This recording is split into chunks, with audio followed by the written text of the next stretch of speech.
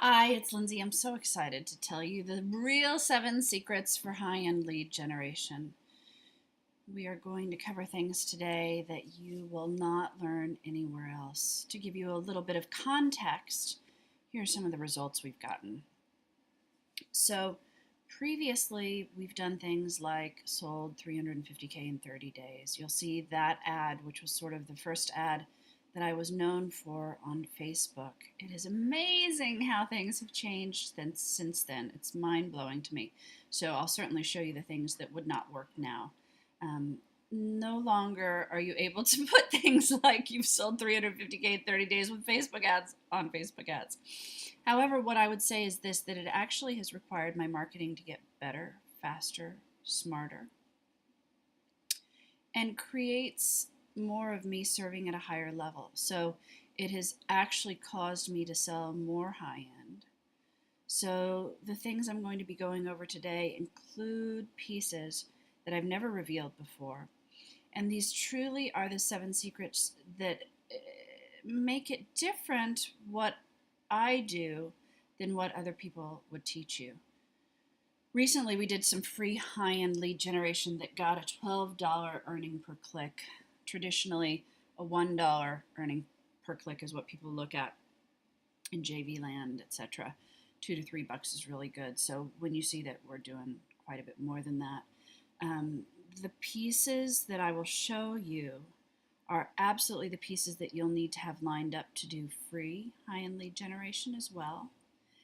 And the norm is sort of a thinking that you can sell t-shirts, you can sell something up to 2,000.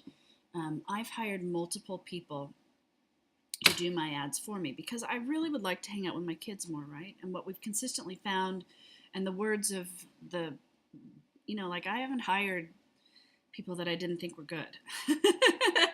I've truly hired the best of what I thought would be the best.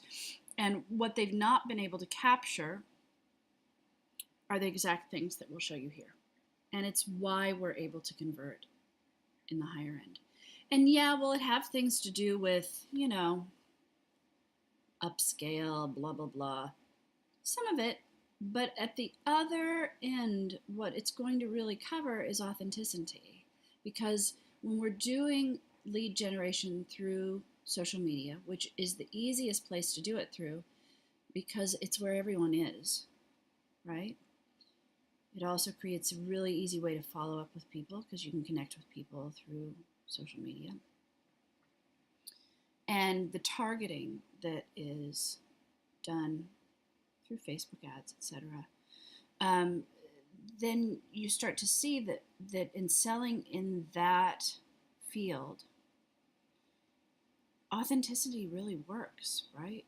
Like I posted about my period the other day. I was on a podcast talking about the refugees, stuff that had me really, in tears, like at my heart's deepest desire. And so I spoke like Lindsay. If you can get an ad up about your period or someone else's period, right? Like, I don't know that you want to do that, but people really respond to who we really are, the value we really possess, and what we're really here to do. So when we look at things like how popular a Facebook is, then we start to really understand that we live in a day and age where the yearning for people is connection. I've always said sales is love. It is always about people feeling seen, heard, valued, whatever those things are that a person is needing psychologically.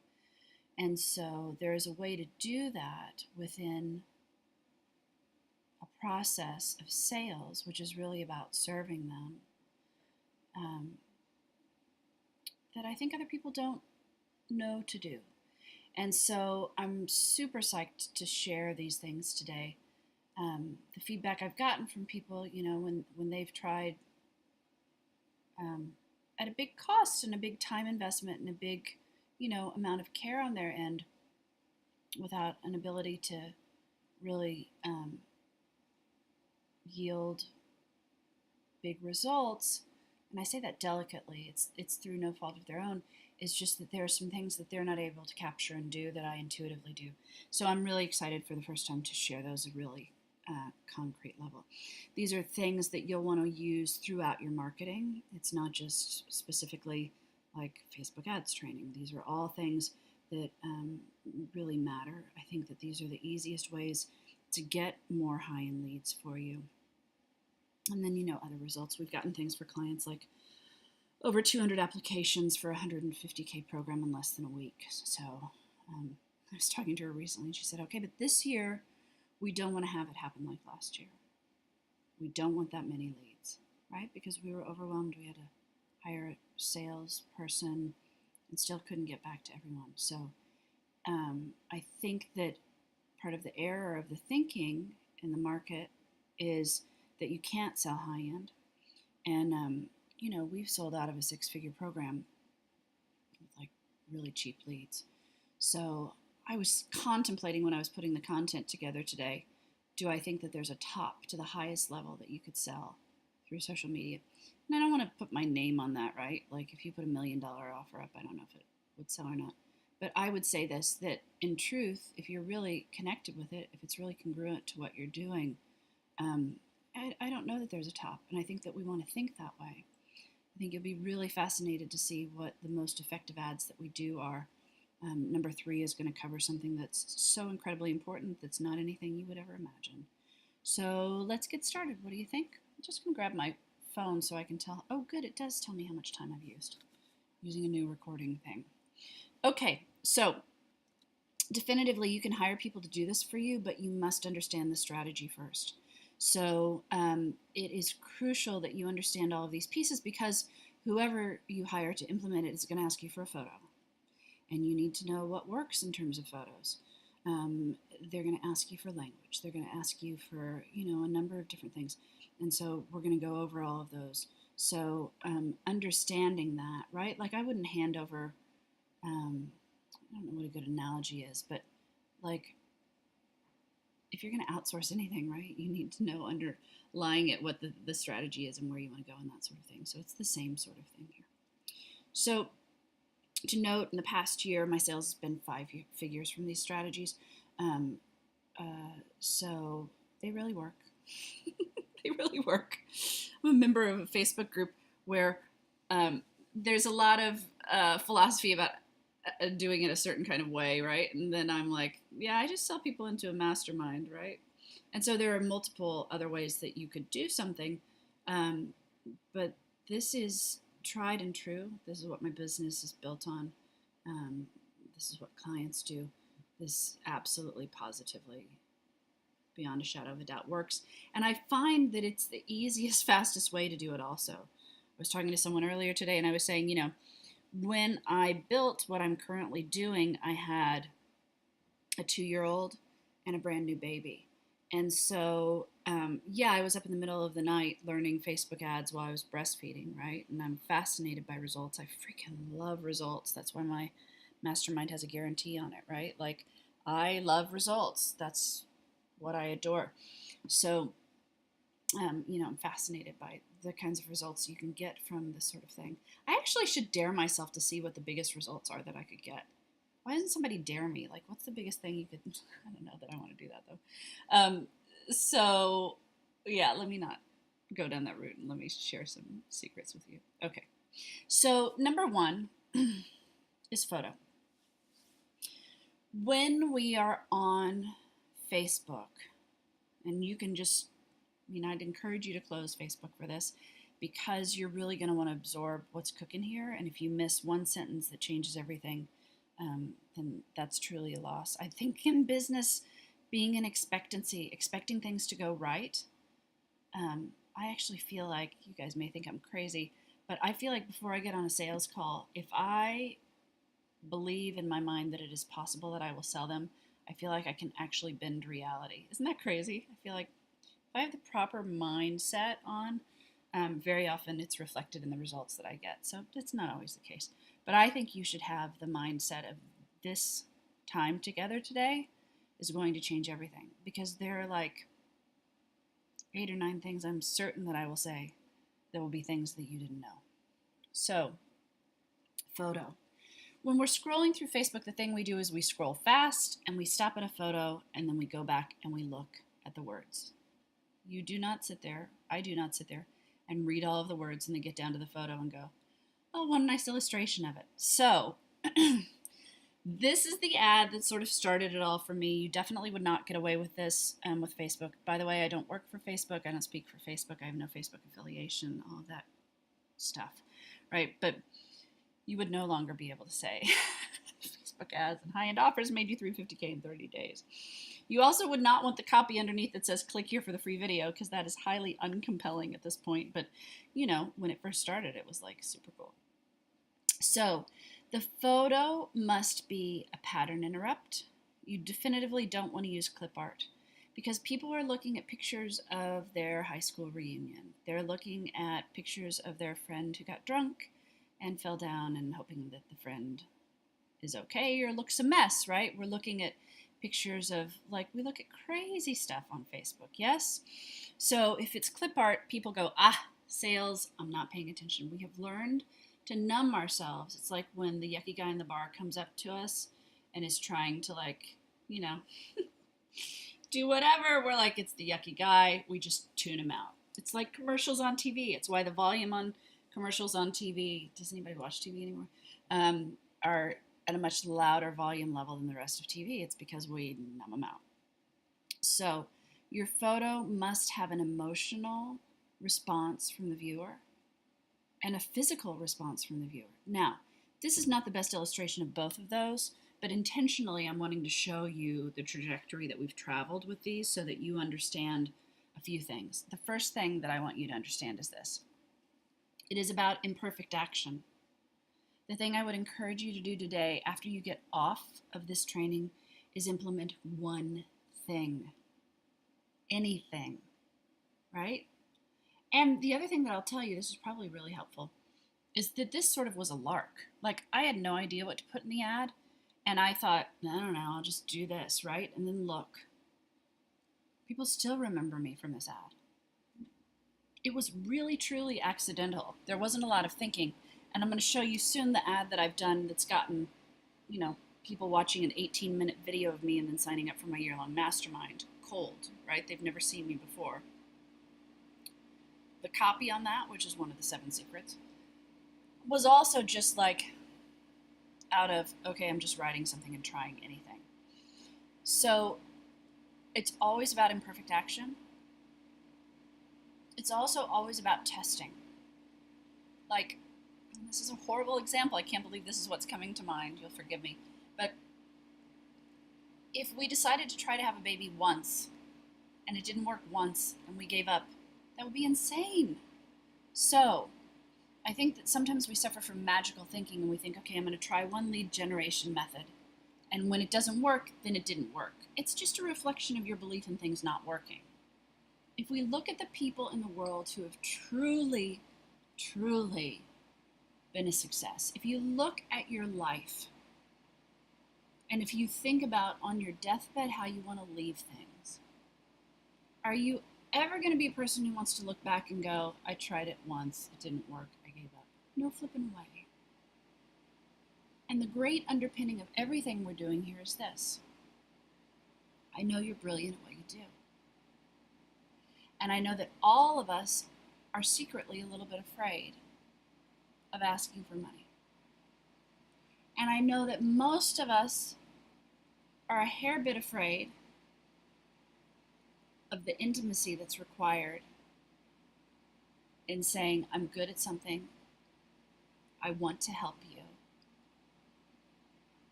I deserve something in return. So, the number one error that I find with high-end lead generation is this. People don't do it. They get all the tools and they never try it. Or they get stuck in, it's got to be perfect.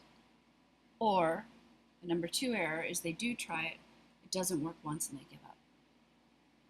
Just think about baby making. Or anything you've done. You wouldn't go on one jog and expect to like be a marathon runner, right? It takes time, it takes practice. It's uncomfortable, but how you deal with uncomfortability is on you, right? The other thing I would say, to tell you the truth, is this: the fastest, easiest way to high-end lead generation is this: do a target client list. Write out 10 people that you would like to sell to or that have indicated some sort of interest in you, and get on the phone.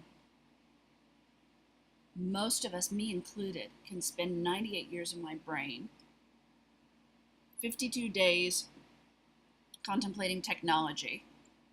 The minute that I have an ad that you guys are going to, oh, this is like the anti-secret. The minute I have an ad that rocks, like I've recently had an ad that has a 14% click-through rate. Traditionally, 1% is good. Like 14% to cold traffic is like insane. As soon as it went up, there was a little snafu. So it's not just like, I'm succeeding, I turned it off.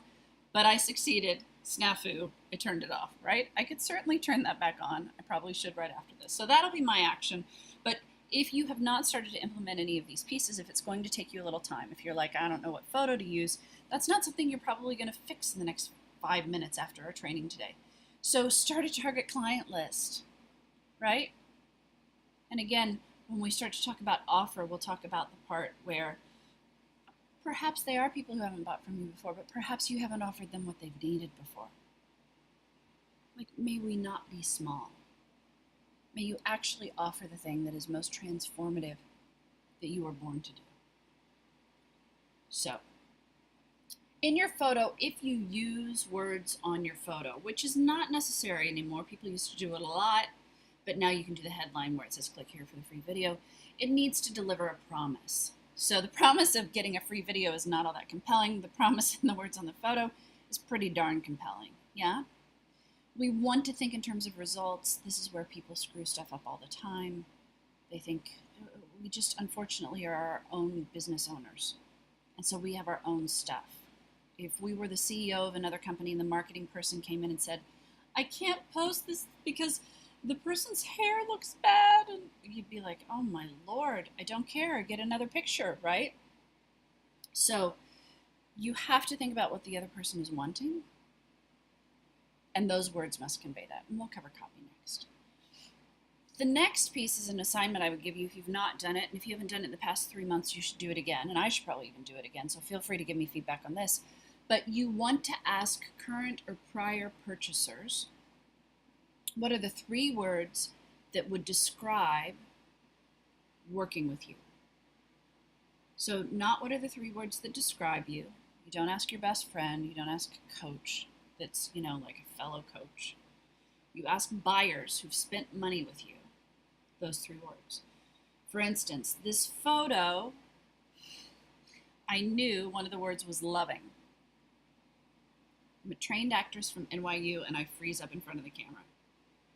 Fortunately, I know the following technique. We brought my son in, who I love to death, and he stood behind the camera, and we got this. It looks a bit loving. It is completely imperfect. Completely imperfect. It sold loads. I think the leads that came off of this were when I sold 724K in a week. So, photo, super important. And you also don't need it to be a photo of yourself. Here's another photo that we've used before, right?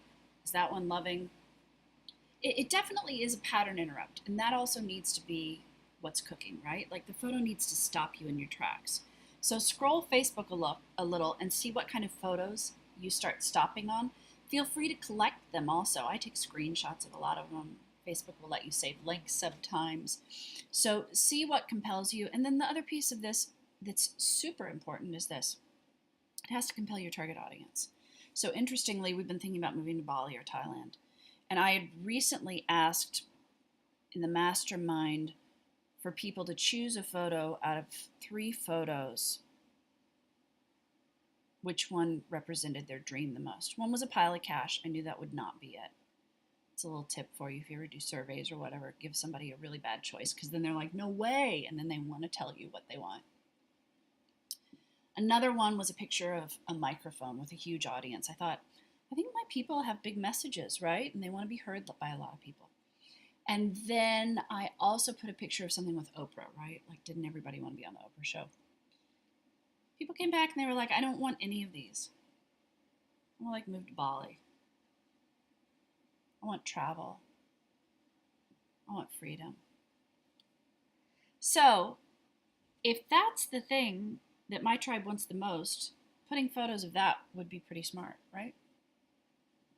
It does not mean that every high-end group of people want, a pool in Bali as their photo. My goodness, there are like 89 things I could tell you about, and so fortunately we have more things that I can tell you. But you want to choose, I find, a photo that expresses their vision because they're going to be drawn to it, or you could choose a photo that expresses their pain also. Up to you, and always worth testing. I mean, the great thing about a Facebook ad is you can spend $5, Okay, copy. Number 2. So here's the copy on the ad that's converting like freaking hotcakes for us lately. And I will tell you, I had people writing copy for me, and it did not convert at all for the same exact thing. And interestingly, the content, this is for the video. The video talks about licensing intellectual property, all sorts of stuff. If I had put, want to find out how to license your intellectual property, I promise you people would not be entertained.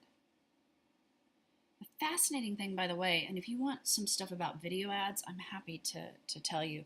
I know that I convert in video, so it's why I focus on video ads. Please do not focus on anything that you do not know will convert. Your second assignment of the day is to write a list of the people who bought from you and how they came to you. And you just want to replicate that over and over again.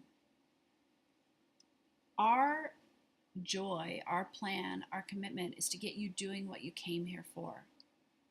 I doubt that that is figuring out Facebook video ads.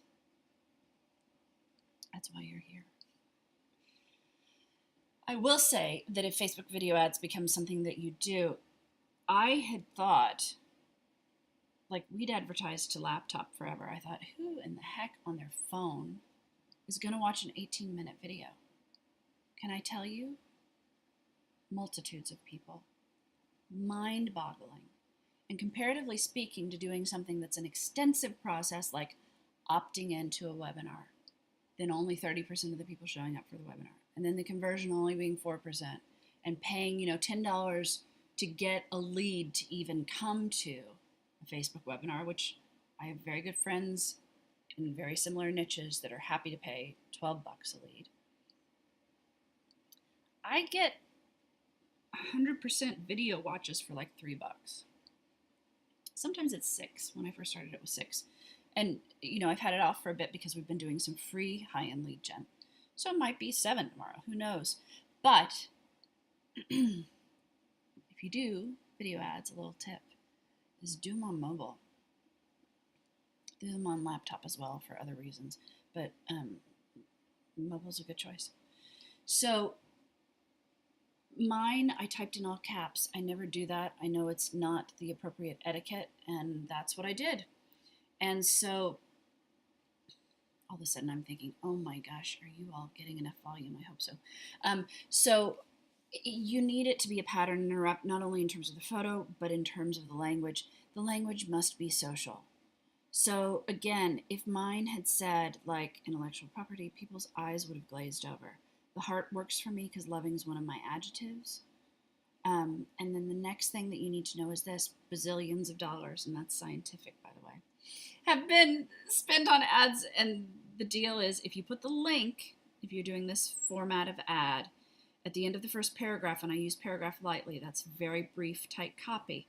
For something like a video ad, you just want people to click. You don't want to put a lot of copy. One of the ads I'm going to show you later has massive amounts of copy. It's our best converting ad.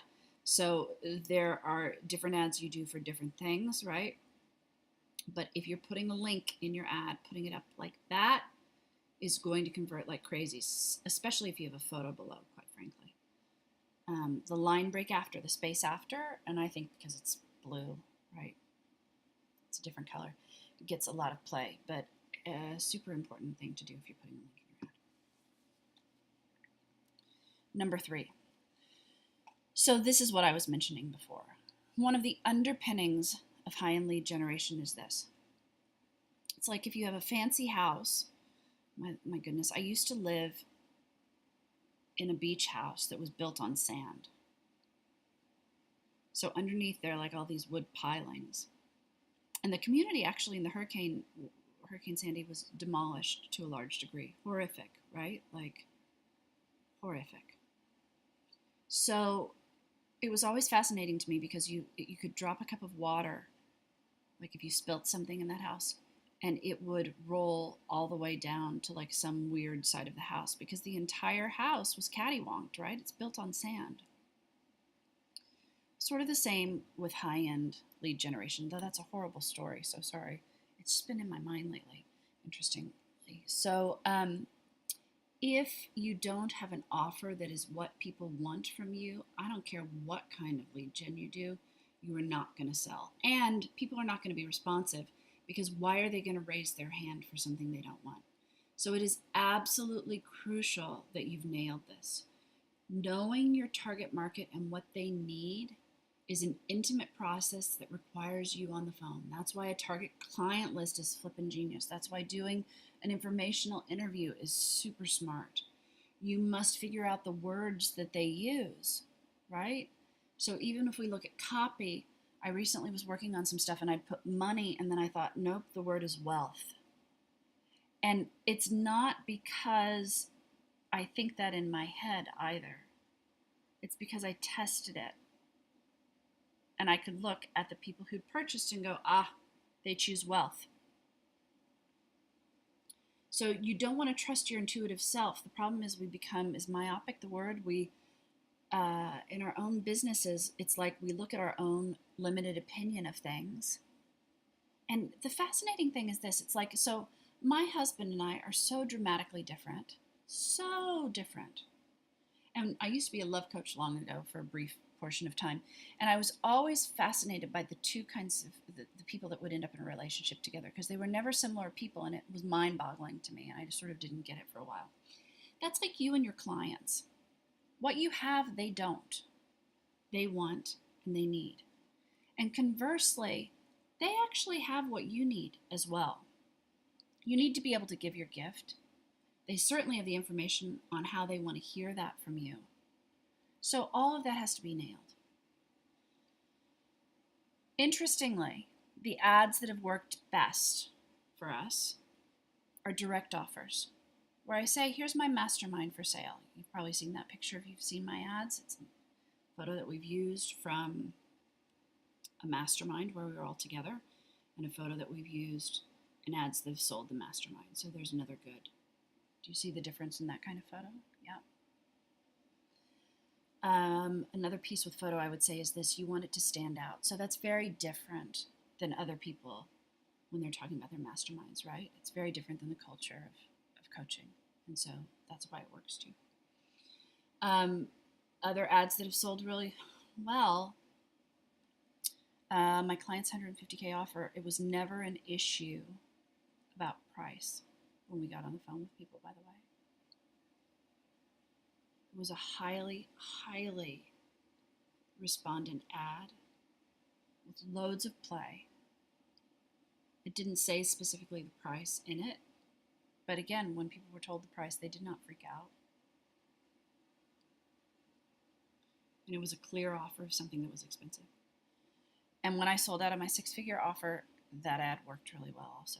So it is incorrect to think that, this actually is really good, I've never said this before, everybody's afraid of being slimy or manipulative or inauthentic in their ads, right? So just offer them your big thing. There you go.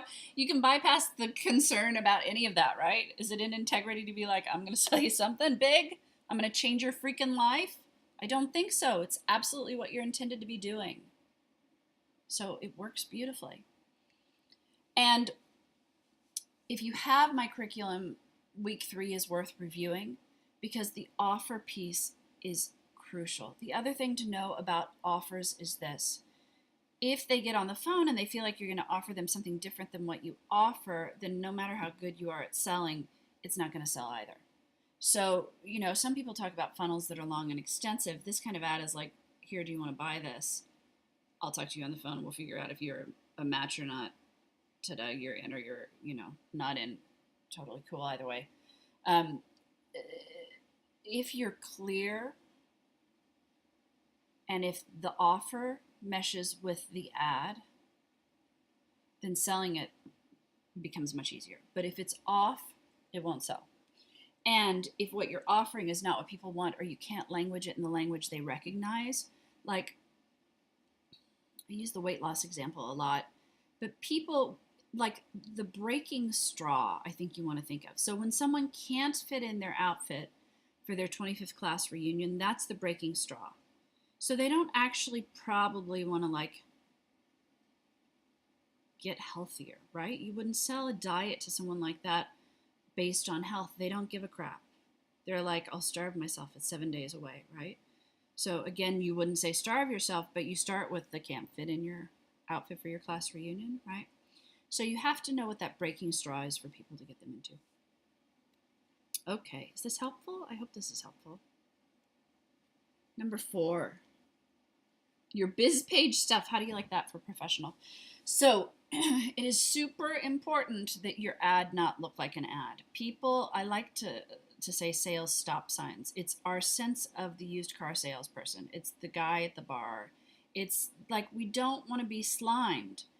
And we've been taught culturally that if someone's trying to sell us something, we just all have this vast trust issue that there must be slime somewhere. And so we just, to protect ourselves, tune it out, right? So this photo is not particularly large, but it's going to let you know a couple of things. So if you're scrolling through Facebook and my ad comes up, it's going to say Lindsay Wilson. It is not going to say the real Lindsay Wilson LLC or whatever. Like if you're Coca-Cola, feel free to do that because people know you as Coke. But if you're a person selling things, you want to have your name because unconsciously everyone on Facebook ignores the company names unless it's a company they know and love. Additionally, you want to use your personal profile picture, or not necessarily your personal profile picture, but a picture of you. So let me say that. If you've got a picture of your logo or something else, it's another red flag that you're selling something, and people will just zoom right by it. In terms of your profile picture, I think this is funny, and this is why I put this one in particular. So do you see the blue background on this photo? So I love this too. There's somebody I know who like makes like $1 million a month, right? And when they first met me, they were like, I've seen your ads on Facebook. They're very clinical, and it was some other awful word. And I'd sold a lot. And to be clear, I'd sold bigger packages than they did, right? So let's be really clear. I'm joking. I had, though. So we decided to like Photoshop in blue in the background because that would make it a little bit less clinical. It's not good. That photo is not great. The Photoshop version of it is not particularly like done well even, and it sold a lot of stuff. So again, imperfect action done, like no one can buy from you if you're sitting and thinking about a Facebook ad and you don't have one up. You can have a horrible one up and people can buy from you. So you want to be smart about it, but sitting and thinking and pondering all this stuff, again, like if you get stuck in that place, it's not about being loyal to a process, it's about being loyal to a goal. So what's your goal? And if getting on the phone, right, and holding you in your own value and offering something at your highest level confidently in the way that you were intended to and receiving for that is the next right action, you are welcome to do that while you pull together the Facebook stuff. Next. Number 5. So one of the fascinating pieces of Facebook ads, and it's why we use it, is the targeting. Think back to, like, I used to work on Madison Avenue, and we would sit in the store and wait for people to come to us. We didn't do any advertising. It was loads of celebrities and super wealthy families, and it was word of mouth, right? That's how people knew about it. And it was also location. I mean, they were going to walk into Dolce & Gabbana next door, so that had a piece to do with it also. But we couldn't reach out to people who like made $1 billion and liked frogs. It was like an animal themed store, by the way. Oh my gosh, I like now want to tell stories about who some of my clients were that liked frogs. We like had a little file box of frogs, and anytime we get like frog salt and pepper shakers in, we'd call like the biggest names you know and be like, the frogs are in, right?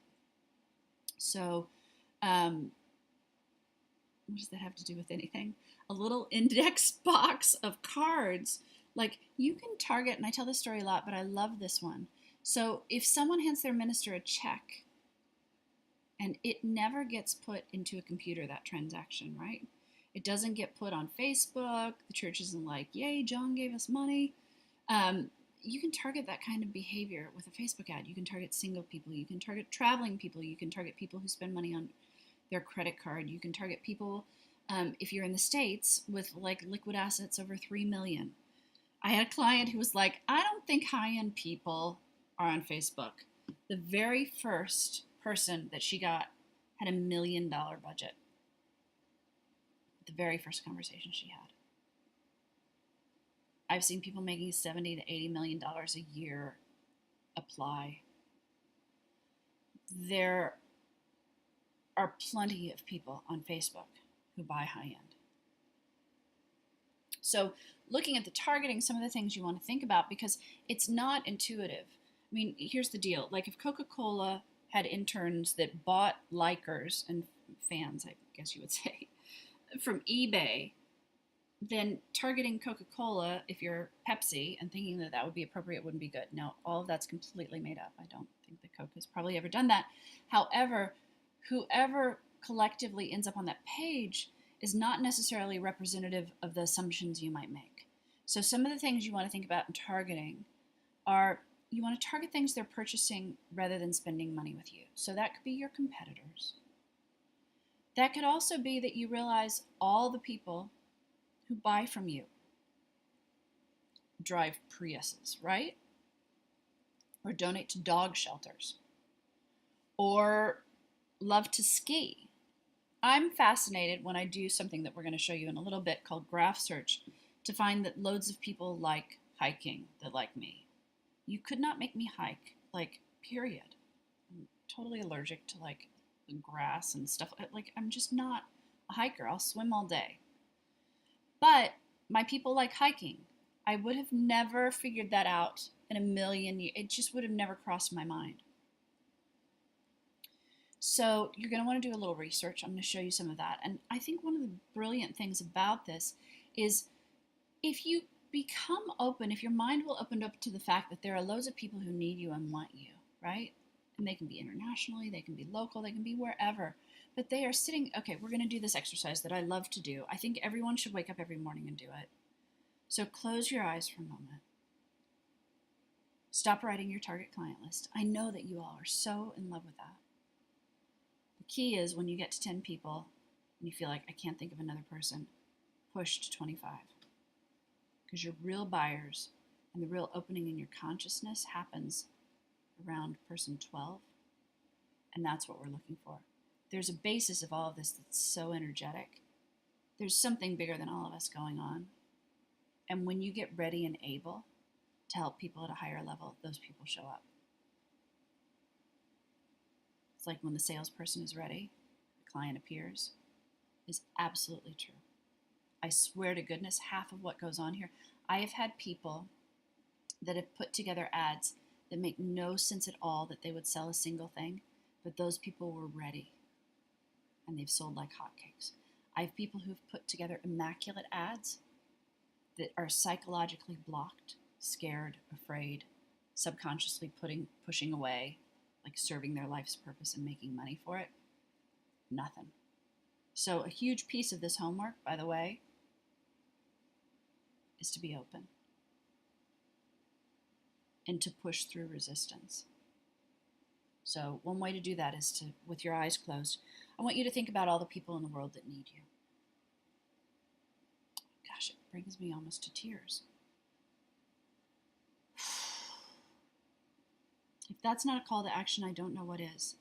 How many people are there out there right now that you could help, whose lives could be dramatically different today that you're not in touch with. They say you should spend 80% of your time doing marketing and sales and 20% like client fulfillment. At the end of your days, you should be so exhausted from having been in sales conversations with so many people, having tried to serve so many people, that it's mind-boggling. You have a mission that you were born with. You have a purpose. You have a desire. It is your job to complete it. Facebook ads can be like so flippin' easy.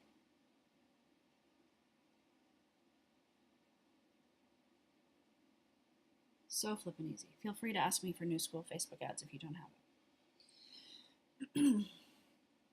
But it's your job to go get those people. And any idea that you cannot or not able is a fallacy, is incorrect, and is probably a reflection of some inner belief that needs a little love, just to be true. If you want an insight in how to move that forward, just send a little love to it, right? Like whatever part of you is like frustrated, angry, ready to quit, mad, that's the place to send the love. And if we can get you open to serving all those people who are waiting for you, you'll be unstoppable. You blogging all day or periscoping all day or, whatever it is, the things that we do that can avoid us from actually really helping another human being, those things are not things that are going to build your business. Okay. So with targeting, what you can also do, I put in here that you put each target into a separate audience to start and test, and then I realized I've never really even done that. I don't think I ever did it, to tell you the truth. So that's something you should do, and it's not necessary. What I would say is just get your freaking ad up, right? Just start reaching out to people, and then if you find that it's not performing as well as you have wanted to, and if you're in love with statistics and you like doing that kind of stuff, you can put each interest in a different campaign and test it. You must know this: if your copy doesn't resonate, the targeting doesn't matter. So it seems like there are multiple layers to this. There are in part, but also please note that like we have one ad that we've run basically for 2 years that's sold the majority of our stuff. So you don't have to knock this out of the park on a regular basis. And even if you have bad targeting, so you'll spend more for your buyers, but if you're selling something that's of your biggest value, if you're selling high end, it doesn't really matter. Like if they're giving you $10,000, if it costs you $200 to get them or $800, at the end of the day, the leftover part of that $10,000 is much more than you had prior, right? And you're getting to use your skills and abilities at a higher level. And the more people you help, the more people they know. Like it's just, and the more you'll grow and the stronger your skills will be, right? So it has exponential effect. But your copy has got to be good. You've got to really speak in their language. A couple of other fun things about targeting, because I think it's fun. Audience Insights, if you Google it, Facebook Audience Insights, you can enter audiences there, and it's going to tell you things like the age, sex, income level, spending habits, lifestyle, and even cars your audiences have. So don't go in and think that if they don't drive BMWs, they can't buy high end. That's not necessarily the case. But you start to really understand who you're speaking to. Like somebody who's listening right now had said the word Bali to me years ago, and I was like, that's weird. Like, I can't even pronounce that country. I was like, Bali. So from the Midwest. And then here, look at where we are. It's like she's a soothsayer, right? Like telling the rest of what she said was not the case, but that word was in there. And so you start to know yourself better by knowing your clients, quite frankly.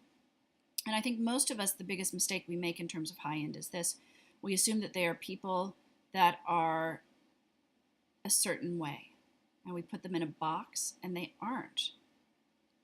So now I'm really speaking, but wealth is much more about a mental state of being than it is about an amass of cash, right? And any resistance we have to money, thinking that it's about, like I'm freaked out, people aren't going to pay me stuff because I don't have credentials, or like whatever those other pieces are, there are a variety of people that have money that can do a variety of different things with it. The people that ultimately you're looking for, probably not judgmental people who are going to be, stockpiling cars. I could be completely wrong. And if that's not the case for you, more power to you also, right? But it does start to open you up to understand these sorts of things about your audience, and it allows you to then target other people that are similar to that. You can put in each interest, etc. Your own page, your email list if it's big enough. It's a fascinating thing. Do not allow it to be something that keeps your eyes off the goal, though. Please don't do oh my gosh, my list is broke. There are a bazillion people who don't have money. It's a sad state of the world, especially if you're someone who's going to teach people how to make money. If you don't feel like that's a call to action, I don't know what is. I sometimes go in and research audiences and I see how much money they make and I think, oh my God, like the world so needs me. And if we gave you an extra $1 billion, would you not go create some good with it? So please don't, there is no time to look for glass half empty. All of this today is glass half full to overflowing. So graph search is a fun thing. Facebook changes things all the time, so you're going to have to probably Google graph search Facebook to see, but you can do things like put in people who like blah, blah, blah, hiking, pages liked by people who like Lindsay Wilson, groups joined by people who like Coke, products liked by people who like sacred geometry, right? Sacred geometry is an interesting one when that comes up for people. So by doing that sort of thing, you'll be able to actually see where your target buyers are on Facebook.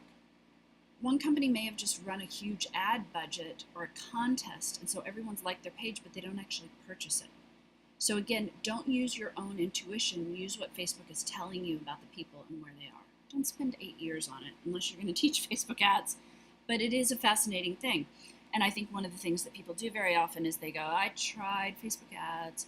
I targeted where I thought there would be money. It didn't work out. Well, it just may be because your targeting is off. So if everything else looks good, then change targeting. Number 6, retargeting. Retargeting is super important, super effective. Statistics will say it'll increase your sales by 16 times. Retargeting is simply based on this, that your biggest buyers will always be your warm buyers.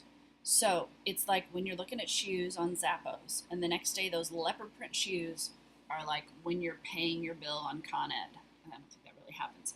But that ad there is not a sign from the universe. It is someone who has retargeted, and they're super smart. You can do Google remarketing. You can do YouTube retargeting. You can do a multitude of things, perfect audience, ad roll. There are loads of ways that you can get this done. One of the easiest ways in Facebook ads to do it is to set up a custom audience of your email list. Just upload it. Only like less than half of the email list you have will pop up as part of it. We don't care. With open rates on emails down to like 10 to 15% lately, that means there are 85 to 90% of the people on your email list who want to hear from you who don't. You go to their promotions folder, you haven't aged or cleaned your list lately, your deliverability is down, people are not as fascinated with email. Good gosh. 30% of your list on Facebook that you can get in touch with, even if you take the 15% out that are opening it, right? Like you've got a business now and it's working because you have an email list. Why not double the amount of people who are getting exposed to your stuff? There's also sort of nothing like them opening an email from you and then seeing an ad from you and having that sense of wanting to belong, right? Being interested. So you can also do a website pixel to retarget people who've been to your website. And you can certainly target your fans in Facebook ads. These are the lowest hanging fruits. People will buy like crazy. This ad that you see to the right, that photo, you may have seen it in your news feed, is something that we will send to people like who are the video viewers of the 20-minute video that watched the whole thing.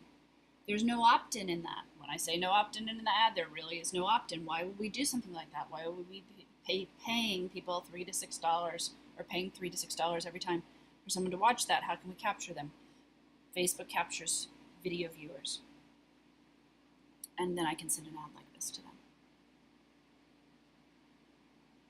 The way that marketing works these days is much different than it used to. And my intention in these is to bring you things that are cutting edge. So only recently did I realize that we've sold the most with this ad. It is a direct offer of my mastermind. It is like 5 paragraphs long. It goes counter to what anyone would tell you to do in an ad.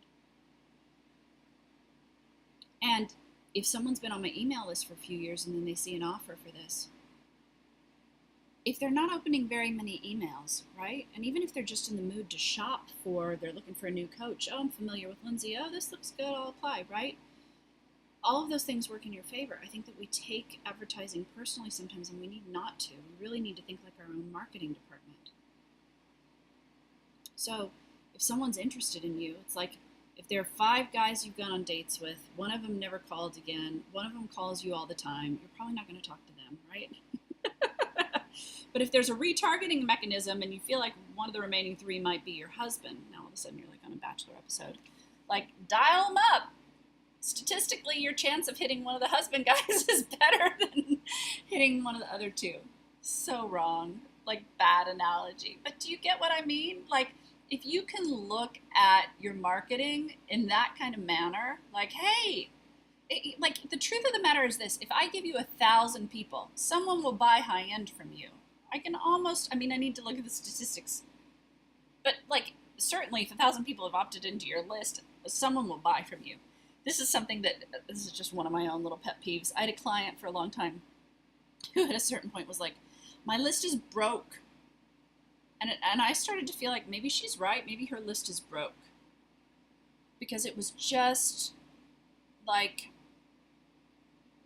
whatever you believe is what's happening anyway. We all know that, right? Like, if I can't fathom, like I couldn't fathom there were any safe men in the world before I met my husband. Not one. I could not find one. None. You get how faulty that thinking is, right? I know a lot of the same men, and I see safe men everywhere now. The change was in me. So the change needs to be in us in terms of thinking about possibility about clients.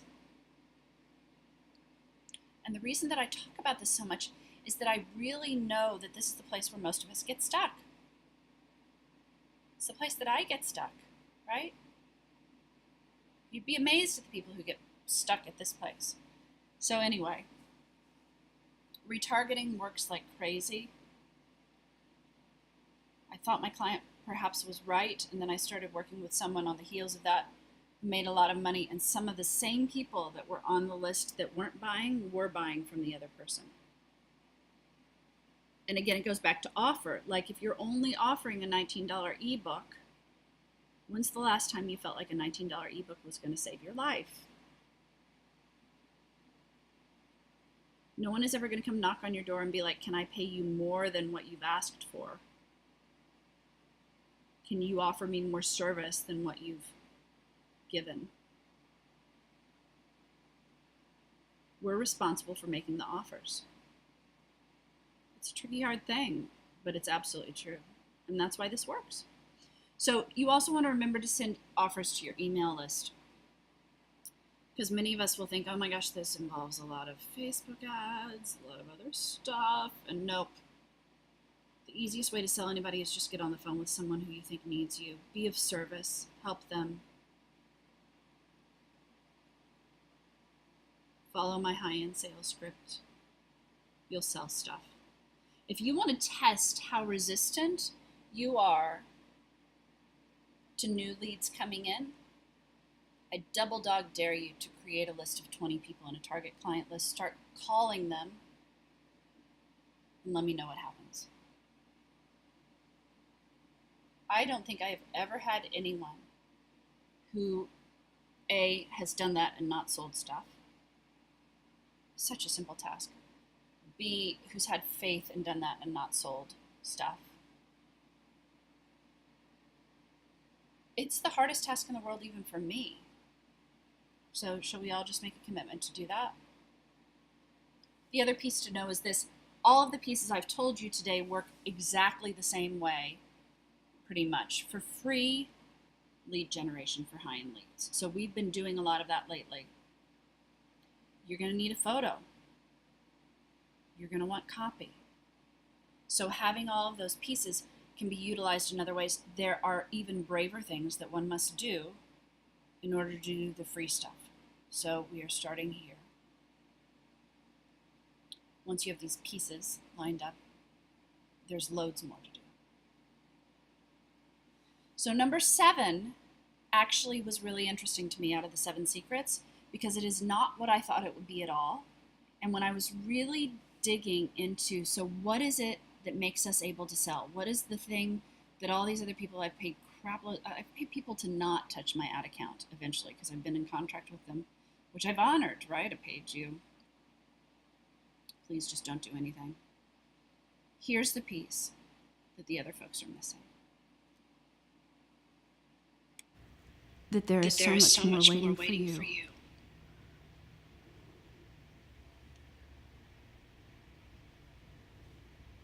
And we think clients are like, we're afraid of getting on the phone, or they might not get results, or they might ask for refunds, right? But that's not the point. Your clients know you better than you know yourself. They can see the greatness in you that you can't see.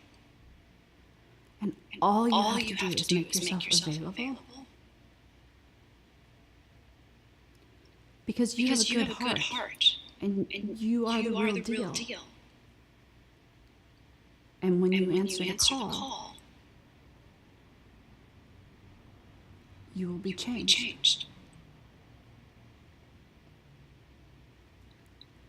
So it may sound selfish, but it's not even about your clients. If you feel like you haven't lived up to who you're meant to be, listen to them. Don't listen to all of them. Some of them will ask for crazy things.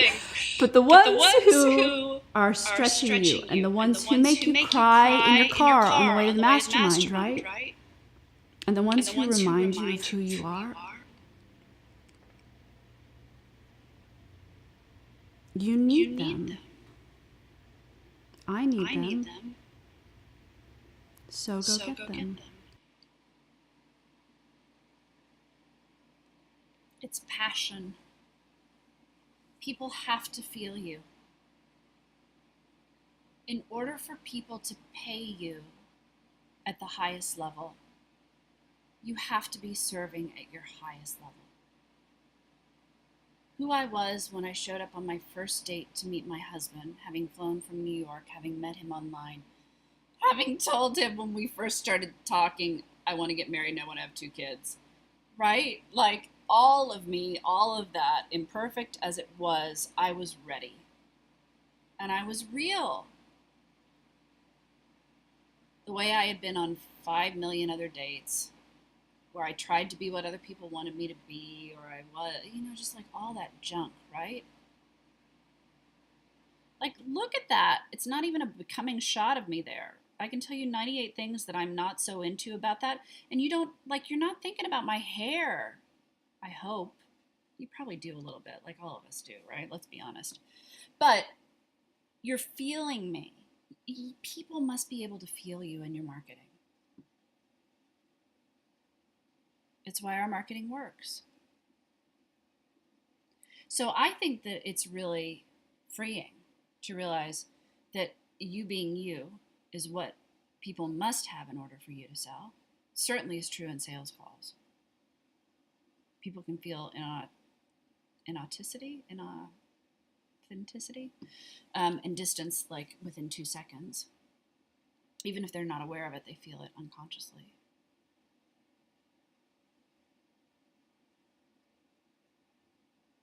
And you have to know what your clients want to hear also, right? So like me banging on that piano with my kids earlier in the day was totally cute and fun to me, but it probably would not have served you.